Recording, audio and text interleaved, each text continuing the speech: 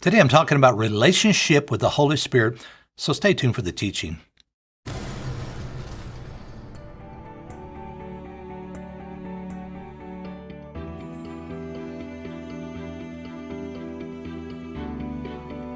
I'm talking about the fact that we have relationship with the Holy Spirit and the importance of establishing a relationship with Him, establishing a way where, boy, when He speaks, when we're being influenced by Him, there's an automatic response, a humility of heart where we value His form of communication. We treat His words like gold. And so, being filled with the Spirit and experiencing Him is such a benefit to our life. And so Ephesians chapter 5 and verse 18 says this, "And do not be drunk with wine, in which is dissipation, but be filled with the Spirit." So there's a contrast here. And the contrast has to do with the natural realm, with a person who drinks too much wine.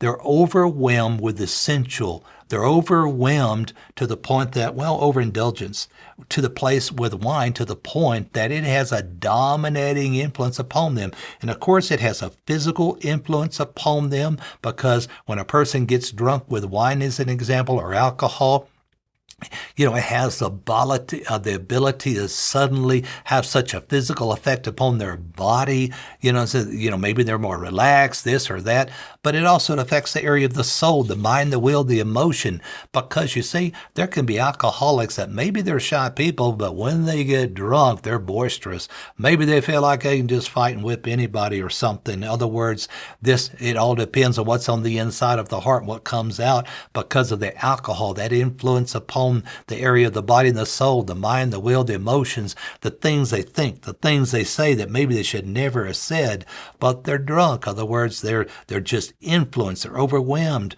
here with overwhelming influence of alcohol. But he says, don't be drunk with wine. But the contrast is this. It says, be filled with the Spirit. In other words, the Spirit of God, you can be filled with the Spirit to the point that it has a dominating affecting influence upon the soul. That's not manipulation, but no, it's a benefit. But it's the kind of benefit that sets us free from the law of sin and death that Romans 8:2 is talking about, that we live in. It has a benefit of experiencing God that is like, whoa, this is much better than getting drunk. This is good.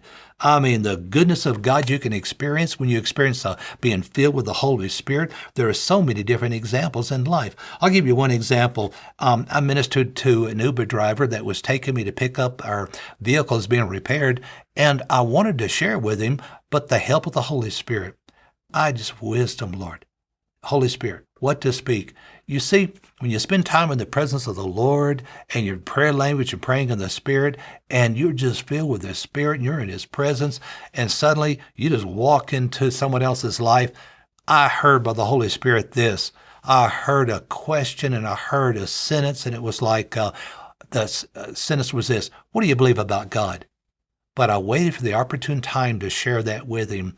And as we're just communicating in relationship, because ministry is very much relational. And so the opportunity came to share just, hey, what do you believe about God?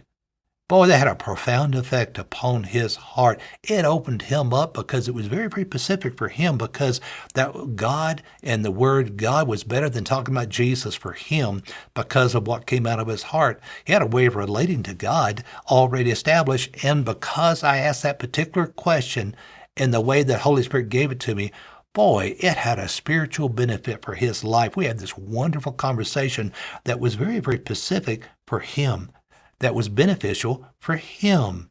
And he asked questions in relationship to our conversation, and boy, it had a spiritual benefit. I tell you, we can hear. In other words, being filled with the Spirit, there's so many different experiences where we can experience God for the benefit of other people and for our own lives as well, because Jesus said in John 10:27, my sheep know my voice. We're capable of hearing from God and receiving the wisdom that James 1:5 promises.